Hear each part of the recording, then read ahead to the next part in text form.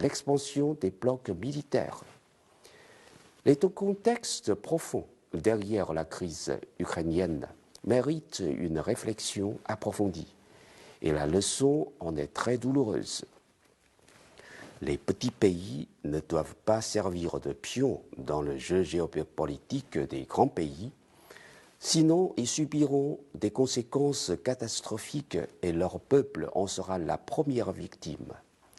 Les grands pays ne doivent pas non plus instrumentaliser les petits pays comme des pions pour leur propre intérêt égoïste, ce qui est extrêmement immoral et méprisable. L'architecture de la sécurité de l'Europe doit être construite conjointement par les pays européens, au lieu de se laisser dicter par d'autres pays. Un dicton chinois dit « C'est à celui qui a accroché la clochette au tigre de la décrocher ».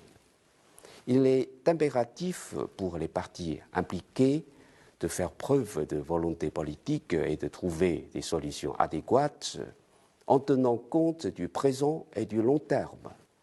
Les autres parties peuvent et doivent créer des conditions dans ce sens.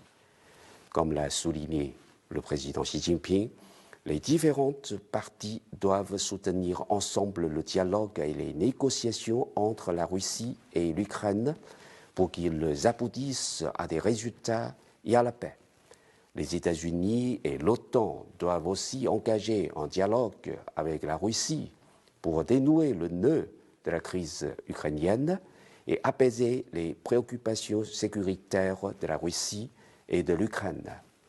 La Chine œuvre depuis toujours à la paix et continuera à jouer un rôle constructif dans ce sens. Merci beaucoup, Monsieur l'Ambassadeur. Merci pour votre... Je vous en prie. Merci.